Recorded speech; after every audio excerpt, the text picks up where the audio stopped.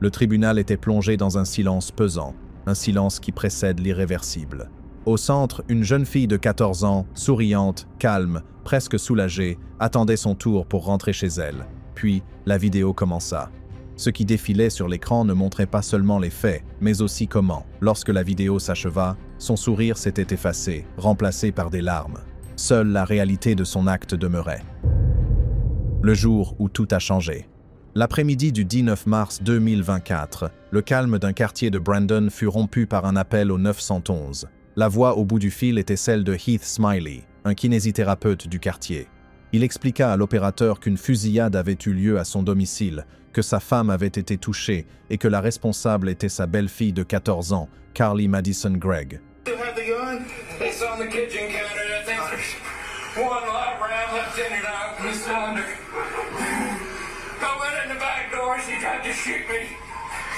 Les adjoints du shérif du comté de Rankin sont arrivés en quelques minutes à la maison de plain-pied en briques située sur Stonebridge Drive. Dans la chambre principale, ils ont découvert Ashley Smiley, 40 ans, professeur de mathématiques au lycée Northwest Rankin, gisant près du lit, criblé de balles. Son décès a été constaté sur place. À proximité se trouvait un revolver Magnum 357, le barillet ouvert, 3 cartouches percutées. Les traces de sang sur la literie et le mur indiquaient une gerbe de balles serrées, caractéristique d'un tir à bout portant. Dans le couloir adjacent, les agents ont constaté des traces d'une brève altercation et des gouttes de sang appartenant à Heath, qui avait été légèrement blessé à l'épaule par une balle. Il a été soigné sur place, puis transporté à l'hôpital, tandis que Carly, calme et passive, a été interpellée sans opposer de résistance. Les agents ont noté sa coopération et l'absence d'émotion manifeste lorsqu'elle a été menottée et conduite au centre de détention pour mineurs du comté de Rankin.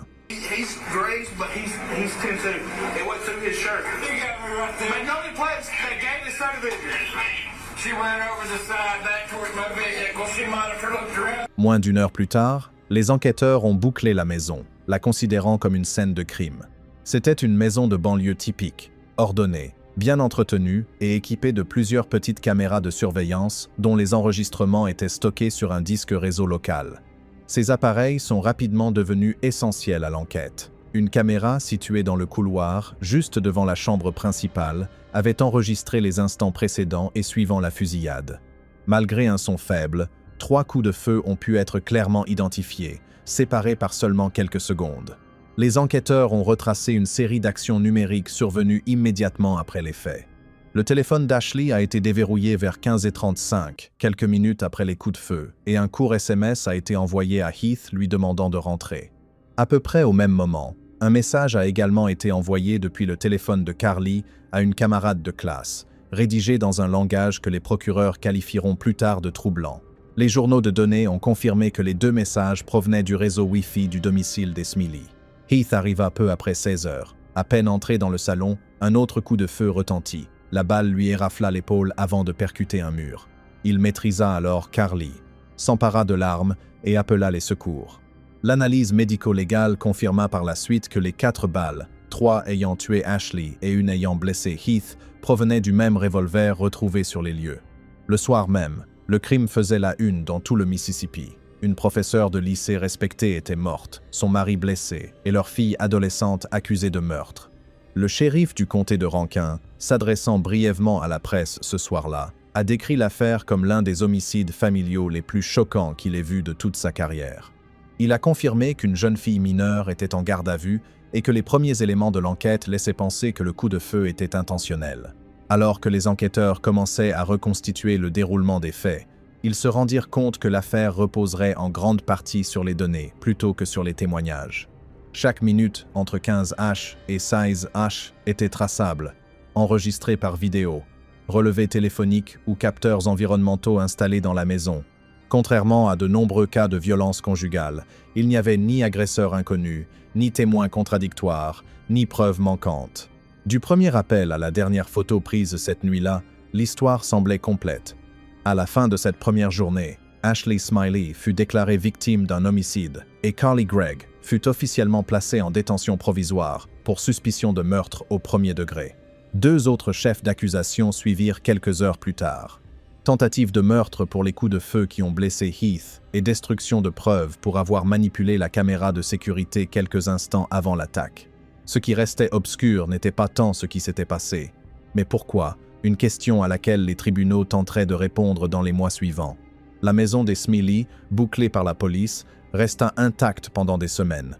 À l'intérieur, les enquêteurs consignèrent tout.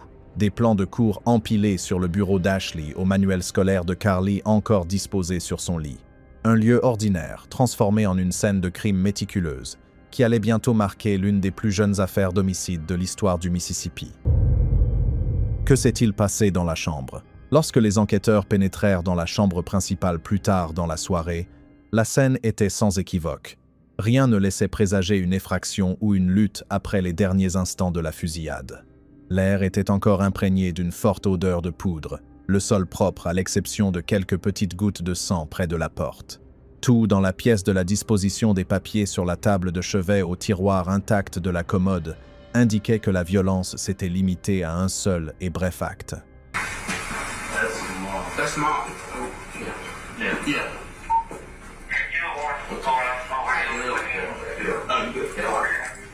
Au centre de la pièce gisait Ashley Smiley, 40 ans, en diagonale du lit. Les techniciens de la police scientifique ont relevé 3 impacts de balles, 2 à la tête et 1 au haut du thorax. D'après les angles d'impact et la dispersion des résidus de tir, chaque balle avait été tirée à bout portant. L'analyse des traces de sang a montré que le premier tir avait été effectué quasiment à bout portant, le deuxième à moins de 60 cm et le troisième à une distance légèrement supérieure. Les enquêteurs ont conclu qu'Ashley était probablement morte sur le coup, tombant en arrière contre le cadre du lit avant de glisser au sol. L'arme, un revolver Magnum 357, a été retrouvée à moins de 60 cm du lieu du tir, le barillet ouvert et contenant 3 douilles. Elle était propre, en bon état, et légalement enregistrée au nom d'Ashley. She knew where the loaded weapon was. You have pictures and evidence. There were other guns at the house. She didn't go pick up that unloaded shotgun and take it in there to where Mama was. No. She went in there with that .357 Magnum that she knew was fully loaded. She knew to text her friends. She knew to FaceTime her friends. She called them by their right name. She called them by their nickname. Les analyses balistiques ont confirmé par la suite que le revolver avait tiré les 4 cartouches retrouvées sur les lieux, dont celle qui a blessé Heath Smiley. Chaque cartouche présentait des empreintes de percuteurs et des rayures identiques, caractéristiques de cette arme. La détente à double action du revolver nécessitait une pression délibérée pour déclencher le tir, un détail que l'accusation exploitera ultérieurement pour établir l'intention du tireur. Les techniciens ont relevé des empreintes digitales sur l'arme et en ont trouvé 2 paires distinctes, celle d'Ashley sur la carcasse et celle de Carly sur la poignée et la détente. Les analyses de résidus de tir effectuées sur les mains de Carly ont révélé la présence de barium et d'antimoine, des substances chimiques libérées lors d'un tir à bout portant avec un revolver. L'ensemble des constatations médico-légales ne laissait guère de doute quant à l'identité de la personne ayant tiré. D'autres éléments ont permis de mieux comprendre le déroulement des faits. Sur la table de chevet, les enquêteurs ont trouvé les lunettes de lecture d'Ashley, son téléphone et une pile de copies de mathématiques corrigées, toutes tachées de légères projections de sang.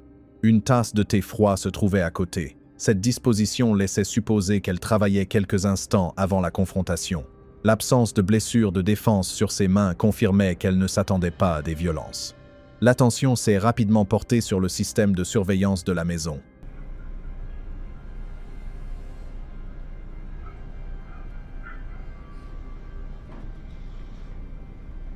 La caméra du couloir, placée juste devant la chambre, avait enregistré des images cruciales.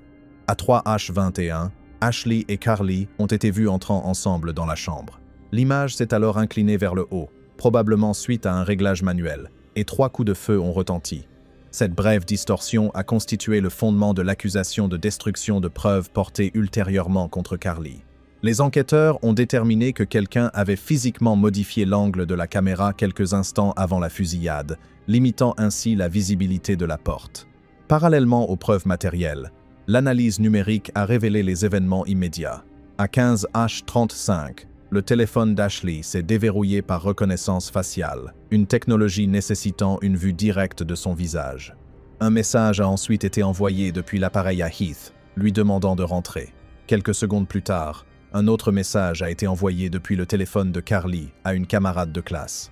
Les analystes ont utilisé les journaux du routeur pour vérifier que les deux transmissions avaient eu lieu dans la même minute et via le même réseau Wi-Fi, confirmant ainsi que Carly était restée à l'intérieur de la maison.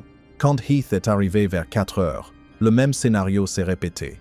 La caméra du couloir a filmé la porte d'entrée s'ouvrir, puis un éclair et un bruit sec, une balle lui avait frôlé l'épaule. Il a réussi à lui arracher le revolver des mains et a composé le 911 à 16H03. Le rapport du médecin légiste a, par la suite, établi l'heure du décès d'Ashley aux alentours de 3H27 grâce à la température corporelle et aux horodatages numériques. Pour les enquêteurs, les données formaient un enchaînement quasi parfait. Entrée dans les lieux, dispute, coup de feu, message envoyé et confrontation finale au retour de Heath.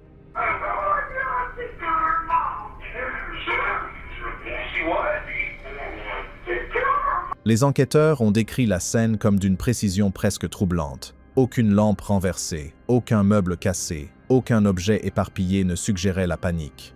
Tout indiquait un acte délibéré, commis en quelques minutes. L'arme a été utilisée, posée, puis réutilisée. Même l'espacement des balles dans le barillet du revolver correspondait à un tir séquentiel délibéré plutôt qu'à une pression aléatoire.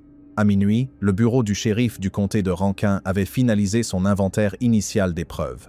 Le lendemain, tous les éléments matériels furent transférés au laboratoire de criminalistique du Mississippi pour analyse. Les premiers rapports confirmèrent que le revolver était l'arme du crime et que les empreintes de Carly étaient les dernières relevées sur la détente. Forte de ces constatations, les enquêteurs et les procureurs n'avaient plus aucun doute sur les faits. L'affaire allait progresser rapidement, de la mise hors d'état de nuire à l'inculpation formelle en moins de 48 heures. Ce qui s'était passé dans cette chambre avait duré moins d'1 minute, mais avait permis de constituer l'un des dossiers de preuves les plus complets de l'histoire récente de l'État. Chaque trace mesurable de la trajectoire de chaque balle à la légère marque, laissée par le déplacement de la caméra, racontait désormais une histoire unique et ininterrompue. Élaboration du dossier. Au lever du soleil du 20 mars 2024, les enquêteurs du bureau du shérif du comté de Rankin et du bureau d'enquête du Mississippi avaient transformé la résidence des Smiley en une scène de crime entièrement documentée. Chaque cartouche, empreinte digitale et fichier de données a été scellé et répertorié. À l'intérieur de la propriété, de petits marqueurs numérotés étaient disséminés sur le sol de la chambre, tandis que des techniciens gantés retiraient avec précaution les enregistreurs numériques contenant les images de vidéosurveillance. En quelques heures, la partie matérielle de l'enquête était terminée. Le reste se déroulerait par le biais de la paperasserie, de l'analyse et des procédures légales. Au commissariat, les enquêteurs ont établi leur première reconstitution complète des faits. La chronologie était exacte. Ashley et Carly rentraient chez elles à 3H09, entraient dans la chambre à 3H21. 3 coups de feu étaient tirés à 3H27, des messages étaient envoyés à 3H35, et Heath appelait le 911 à 4H03. C'était une heure de preuve quasi parfaite, préservée par la technologie plutôt que par la mémoire des témoins. À côté de la chronologie, ils ont listé chaque élément qui allait par la suite être déterminant dans l'affaire: le revolver, les empreintes digitales, la correspondance balistique et les messages numériques. Pour l'accusation, les preuves ne laissaient aucun doute quant à la chronologie des événements et aux responsabilités. I put 3 in my mom, and I got 3 more waiting for my stepdad. You think that sounds like an insane person? Ce matin-là, le procureur John Bramlett examina le résumé du dossier. L'affaire était inhabituelle non pas par son contenu, mais par les personnes impliquées. Un suspect de 14 ans, une victim parent et un ensemble de preuves qui ressemblaient à une simple liste de vérification procédurale. Après avoir rencontré les enquêteurs et les experts médico-légaux, Bramlett approuva 3 chefs d'accusation: meurtre au premier degré, tentative de meurtre et destruction de preuves.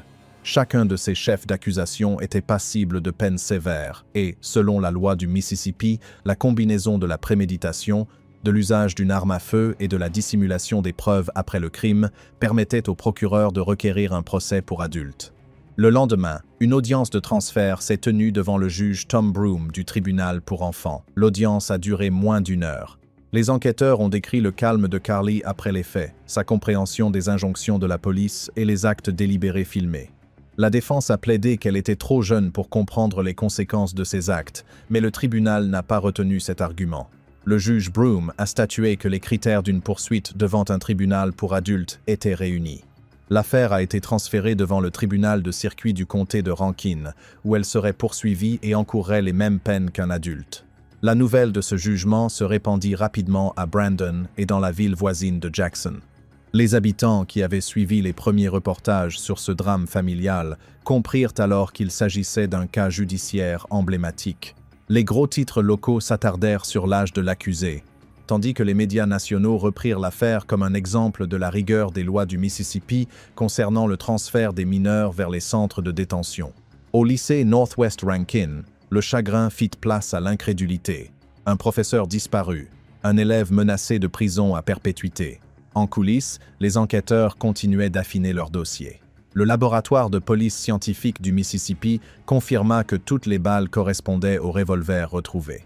Les résidus de tirs sur les mains de Carly présentaient des concentrations élevées, compatibles avec des tirs récents. L'analyse des données téléphoniques révéla l'horodatage précis de chaque message envoyé avant et après la fusillade. Chaque nouveau test confortait la même conclusion. Les événements survenus dans la maison s'étaient déroulés de manière séquentielle, sans interférence ni confusion. La défense, commise d'office, a déposé des requêtes préliminaires visant à faire exclure certaines séquences de vidéosurveillance et certaines preuves numériques. Elle a fait valoir que les caméras intérieures portaient atteinte au droit au respect de la vie privée et que la saisie du téléphone de Carly était intervenue avant qu'elle ne soit représentée par un avocat.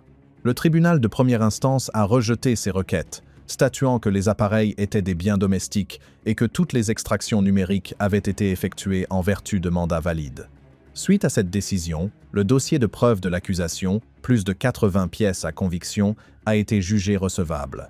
She attempted to kill P. Smiley when she aimed the gun right at his head and shot and hit him in the shoulder.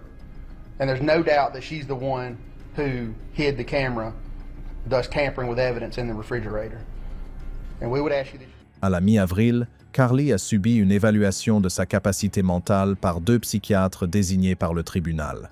Tous deux ont conclu qu'elle comprenait les accusations portées contre elle et qu'elle pouvait participer à sa défense. Ce rapport a levé le dernier obstacle procédural à la tenue du procès.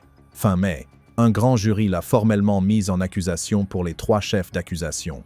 L'accusation a qualifié les preuves de complètes et cohérentes, tandis que la défense a critiqué ce qu'elle a appelé un calendrier trop court. Le tribunal, cependant, a maintenu le calendrier initial. En septembre, la sélection du jury fut programmée. 6 mois s'étaient écoulés depuis le jour du crime. Le rythme de la procédure était jugé inhabituellement rapide pour une affaire d'homicide, mais les preuves laissaient peu de questions en suspens. Restait à savoir comment un tribunal et une communauté les interpréteraient. L'accusation était convaincue d'avoir constitué l'un des dossiers les plus solides de l'histoire récente du Mississippi. La défense, quant à elle, estimait que l'âge et les émotions avaient encore leur place. Les 2 parties étaient prêtes à mettre ces arguments à l'épreuve. La version de l'État devant le tribunal. Le 9 septembre 2024, lors de l'ouverture du procès opposant l'État du Mississippi à Carly Madison Gregg, la salle d'audience de Brandon se remplissait de journalistes, d'enseignants et d'habitants qui suivaient l'affaire depuis mars. Le silence régnait, hormis le froissement des papiers et le léger bourdonnement de la climatisation. À la barre de la défense était assise une adolescente si menue qu'on aurait pu la prendre pour une collégienne. En face d'elle, les procureurs disposaient des boîtes de preuves, des photographies, des tableaux balistiques et un récipient transparent contenant le revolver qui avait coûté la vie à sa mère. L'accusation, menée par le procureur adjoint Brian Buckley, a débuté par une présentation entièrement basée sur des documents. Elle a exposé la chronologie des événements, insistant sur le fait que chaque instant de cet après-midi avait été enregistré, mesuré et vérifié. Elle a rappelé aux jurés que l'affaire ne reposait ni sur les souvenirs des témoins, ni sur des conjectures. Ce qu'ils verraient, a déclaré le procureur, c'étaient les faits tels qu'ils avaient été enregistrés par des appareils, caméras, téléphones et horloges. L'argument était clair. Les preuves ne se contentaient pas de raconter une histoire, elles racontaient la seule histoire possible. Les témoins de l'accusation ont suivi l'ordre chronologique des événements. Les premiers à témoigner furent les adjoints du shérif intervenus sur les lieux. Ils ont décrit leur entrée dans une maison calme et la découverte d'Ashley Smiley étendue sur le sol, près de son lit. Ils ont souligné l'absence de désordre, l'espacement délibéré des impacts de balles et le revolver soigneusement placé à portée de main. Les jurés ont ensuite examiné une série de photographies médico-légales, chacune légendée, horodatée et présentée dans l'ordre. Ils ont vu les images fixes de la caméra du couloir montrant Ashley et Carly entrant dans la chambre, puis le moment où l'angle de la caméra s'est modifié vers le haut. Les enquêteurs ont témoigné que l'arme avait été réglée manuellement juste avant la fusillade. Ce simple mouvement, ont-ils affirmé, constituait le premier signe de préméditation. Ensuite, les experts du laboratoire de police scientifique du Mississippi ont expliqué les résultats balistiques. Le rayage du revolver correspondait aux 4 balles retrouvées sur les lieux. Le barillet contenait 3 douilles et une chambre vide, ce qui correspondait aux tirs qui avaient frôlé Heath Smiley. Les résidus de tir sur les mains de Carly présentaient de fortes concentrations de plomb, de barium et d'antimoine. Le mécanisme de tir nécessitait une pression délibérée pour chaque coup. Ensemble, ces éléments techniques constituaient ce que l'accusation a qualifié de preuve mécanique de l'intention. 4 pressions distinctes sur la détente, chacune étant un acte conscient.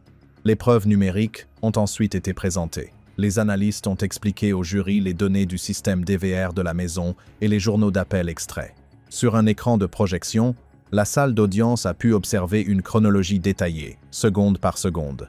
Les 3 coups de feu sont apparus comme des pics audio distincts à 3H27, suivis d'un bref silence, puis du déverrouillage du téléphone d'Ashley à 3H35. Quelques secondes plus tard, le SMS demandant à Heath de rentrer a été envoyé. À 3H40, le téléphone de Carly a transmis un message à une amie. Les 2 messages provenaient de la même adresse IP, le réseau Wi-Fi de la maison des Smiley. L'analyste a expliqué que la synchronisation de ces enregistrements ne laissait aucun doute raisonnable quant à l'identité des auteurs de ces actions. Lorsque Heath Smiley a témoigné, son récit était à la fois précis et poignant. Il a raconté être rentré chez lui, avoir entendu les coups de feu et avoir maîtrisé sa belle-fille après avoir été blessé. L'appel qu'il avait passé au 911 à 4H03 a ensuite été diffusé aux jurés. Ce court enregistrement a confirmé sa version des faits et le ton employé. L'accusation a souligné que le calme qui régnait en arrière-plan était cohérent avec le comportement serein de Carly à l'arrivée des policiers. Elle a soutenu que son sang-froid témoignait non pas de la confusion, mais de la maîtrise de soi. Pendant 5 jours d'audience, l'accusation a fait comparaître plus d'une douzaine de témoins, des détectives, des experts de la scène de crime et le médecin légiste, qui a confirmé la mort instantanée d'Ashley. Leurs présentations ont toujours respecté la rigueur technique des preuves. Chaque élément était lié au suivant: les mouvements de la caméra, la séquence des coups de feu, les SMS et la confrontation finale lorsque Heath est entré dans la maison. L'accusation a soutenu que cette continuité ne laissait place à aucune autre interprétation. Réponse de la défense. Lorsque la défense a entamé sa plaidoirie le 15 septembre 2024, l'atmosphère du tribunal a basculé de la certitude procédurale à l'interprétation. L'équipe de la défense, menée par l'avocat Nick Fulton, n'a pas contesté les preuves matérielles présentées par l'accusation. Sa stratégie reposait plutôt sur le sens, ce que les preuves révélaient quant aux intentions, aux émotions et à la compréhension. Elle a soutenu que, même si chaque acte avait été enregistré, aucune machine ne pouvait saisir ce qui se passait dans l'esprit d'une jeune fille de 14 ans à ce moment-là. Fulton a commencé par reconnaître la tragédie et l'impossibilité de la réparer. Il a indiqué aux jurés que leur tâche n'était pas d'excuser les faits, mais de déterminer si les actes de Carly répondaient à la définition juridique de la préméditation. Selon la loi du Mississippi, le meurtre au premier degré exigeait une intention délibérée, une décision consciente prise en pleine conscience de ses conséquences. La défense a plaidé que Carly, malgré son sang-froid après les faits, n'avait pas cette capacité. Leurs témoins ont commencé par contester l'interprétation des images de vidéosurveillance. Selon la défense, le changement d'angle de la caméra ne pouvait être considéré comme intentionnel. Les images ne montraient aucune personne touchant l'appareil, et son système de détection de mouvement provoquait parfois de légers décalages. Ils ont soutenu que l'inclinaison vers le haut pouvait être due à des vibrations ou à un contact accidentel.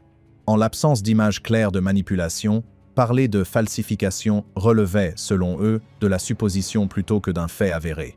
Ensuite, ils ont abordé la question du revolver lui-même. L'arme était rangée chargée sous un matelas, à la portée de quiconque connaissait son emplacement. Fulton a suggéré que la facilité d'accès à une arme à feu puissante dans un foyer avec un adolescent brouillait la frontière entre préméditation et opportunité. Il a rappelé aux jurés que l'arme ne nécessitait aucune préparation si ce n'est celle d'être prise en main et de tirer. Pour un enfant effrayé ou impulsif, a-t-il dit, ce geste pouvait se produire en quelques secondes. Pour étayer son propos, la défense a fait appel à un psychologue désigné par le tribunal, qui a témoigné que les adolescents agissent souvent impulsivement lors de moments chargés d'émotions. Le psychologue a expliqué que les régions cérébrales contrôlant le jugement et la prévoyance sont encore en développement au début de l'adolescence. Le témoignage était factuel et non émotionnel. Il a établi qu'un jeune de 14 ans pouvait comprendre le concept de la mort sans pour autant parvenir à en saisir le caractère définitif lors d'une confrontation. La défense a également examiné le comportement de Carly après la fusillade. L'accusation avait présenté son calme et ses SMS comme la preuve qu'elle était consciente et maîtrisait la situation. Fulton, quant à lui, les a interprétés comme des réactions de choc. Carly n'avait pas tenté de fuir, de dissimuler l'arme, ni d'inventer une histoire. Au contraire, elle était restée assise en silence jusqu'à l'arrivée de la police. Pour la défense, ce comportement indiquait une paralysie et non une préméditation. Ils ont réexaminé les messages envoyés après la mort d'Ashley. Le SMS envoyé depuis le téléphone d'Ashley à Heath, ont-ils plaidé, pouvait être une réaction confuse, une façon de contacter une figure d'autorité, même par la ruse. Le message à l'ami, bien que troublant, a été décrit comme un symptôme de désorientation émotionnelle plutôt que comme une preuve de froideur. La défense a souligné que les deux messages étaient courts, incohérents et dénués de sens. Elle a suggéré qu'ils reflétaient le chaos et non un calcul. Le contre-interrogatoire des témoins médico-légaux a porté sur les limites de la technologie. Le système de surveillance aurait-il pu manquer des moments d'hésitation ou de remords? Les métadonnées pouvaient-elles être incomplètes en raison d'écrasement ou d'interférences? Les experts ont admis que ces possibilités existaient, bien qu'elles soient peu probables. Fulton a utilisé ces légères incertitudes pour rappeler aux jurés que « hors de tout doute raisonnable » ne signifiait pas une certitude absolue. Tout au long de sa plaidoirie, la défense s'est concentrée sur un point précis. L'âge de Carly, son environnement et le caractère émotionnel immédiat des faits. Elle a insisté sur l'absence d'antécédents de violence, de menaces ou de troubles mentaux. Ses professeurs la décrivaient comme intelligente, mais impulsive. Ses voisins la trouvaient calme et polie. Pour la défense, ce profil étayait la thèse d'une adolescente bouleversée par une confrontation plutôt que celle d'une meurtrière préméditée. Au terme de leurs 2 jours de plaidoirie, la défense n'avait pas remis en cause les preuves, mais en avait redéfini le contexte. Elle a demandé au jury de considérer les faits non comme les étapes d'un plan, mais comme des réactions rapides, émotionnelles et catastrophiques. Son argumentation reposait sur une idée centrale. La loi doit reconnaître la différence entre un meurtre prémédité et un moment de perte de contrôle irréversible. Le verdict et la sentence. Le matin du 17 septembre 2024, le tribunal de circuit du comté de Rankin se réunissait pour l'ultime audience du procès opposant l'État du Mississippi à Carly Madison Gregg. Le procès avait duré un peu plus d'1 semaine et, à présent, chaque élément de preuve, visuel, matériel et numérique, avait été examiné en détail devant le jury. Le silence régnait dans la salle d'audience lorsque le juge Steve Ratcliffe entra, l'air grave et posé. Pour tous les présents, la question n'était plus de savoir ce qui s'était passé au domicile des Smiley, mais comment la loi allait le définir. Avant le début des délibérations, le juge Ratcliffe a expliqué les critères que le jury devait appliquer. Pour une condamnation pour meurtre au premier degré, il fallait établir la préméditation, c'est à dire la preuve que le meurtre avait été planifié ou commis en pleine conscience de ses conséquences. La tentative de meurtre exigeait la preuve que Carly avait intentionnellement tiré sur son beau-père avec l'intention de le tuer. La destruction de preuves nécessitait la preuve qu'elle avait sciemment modifié la position de la caméra pour dissimuler son acte. Le juge a rappelé aux jurés que la sympathie, l'âge et l'opinion publique ne pouvaient pas établir la culpabilité. Seules les preuves et la loi pouvaient prévaloir. Le jury s'est retiré peu avant midi. 12 citoyens, originaires de tout le comté de Rankin, avaient désormais la responsabilité de décider si une jeune fille de 14 ans devait subir la pleine peine d'une condamnation pour adulte. Pendant près de 2 heures, le silence régnait dans la salle d'audience. Les membres de la famille étaient assis à distance les uns des autres. Les proches de Smiley d'un côté, un petit groupe de sympathisants de Carly de l'autre. Dehors, les équipes de journalistes locaux attendaient en silence sur les marches du palais de justice, conscientes que le verdict ferait probablement la une des journaux nationaux. À 13h45, l'huissier revint avec l'avis de délibération du jury. Un murmure parcourut la salle lorsque les jurés rentrèrent, le visage impassible. Le greffier déplia le formulaire de verdict et le remit au juge Ratcliffe, qui le lut à haute voix. Accusation de meurtre au premier degré d'Ashley Smiley. Coupable. Accusation de tentative de meurtre de Heath Smiley. Coupable. Accusation d'entrave à la justice. Coupable. La lecture dura moins d'1 minute, mais le silence qui suivit parut interminable. Les observateurs ont décrit ce moment comme un silence quasi absolu. Carly restait assise, immobile, à la table de la défense, le regard droit devant elle, les mains jointes. Ses avocats se penchèrent vers elle, mais elle ne répondit pas. Heath, assis au premier rang, baissa la tête. Aucun cri, aucun hurlement, seulement le silence.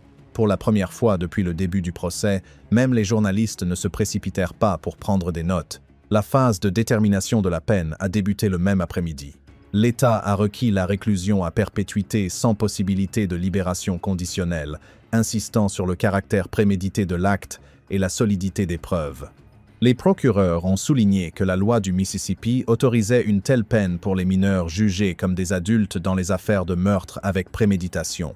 La défense a plaidé la clémence, arguant que l'âge de Carly laissait entrevoir une possibilité de réhabilitation. Elle a exhorté le tribunal à prendre en considération son immaturité, son absence d'antécédents judiciaires et la fragilité émotionnelle propre à l'adolescence. Le juge Ratcliffe s'est exprimé directement depuis le banc, rappelant les exigences légales. Il a reconnu la gravité de la peine infligée à un mineur selon les normes applicables aux adultes, mais a déclaré que les preuves démontraient une préméditation et une exécution délibérée. Il a mentionné le repositionnement de la caméra, la récupération et le tir de l'arme, ainsi que les messages envoyés après les faits. Selon lui, ces actions témoignaient d'une compréhension et d'une intention préméditée. Il a ensuite prononcé la sentence. La réclusion à perpétuité sans possibilité de libération conditionnelle pour le meurtre d'Ashley Smiley. La réclusion à perpétuité pour la tentative de meurtre de Heath Smiley et 10 ans d'emprisonnement pour destruction de preuves, les peines étant cumulatives. En raison de son âge, Carly resterait dans un centre de détention pour mineurs jusqu'à sa majorité, après quoi elle serait placée sous la tutelle du département correctionnel du Mississippi. Le greffier finalisa les formalités. Le juge sortit et la salle se vida peu à peu. Dehors, le verdict se répandit comme une traînée de poudre dans les médias locaux et nationaux en quelques heures. Les gros titres le présentaient comme l'une des plus jeunes condamnations à la perpétuité incompressible de l'histoire de l'État.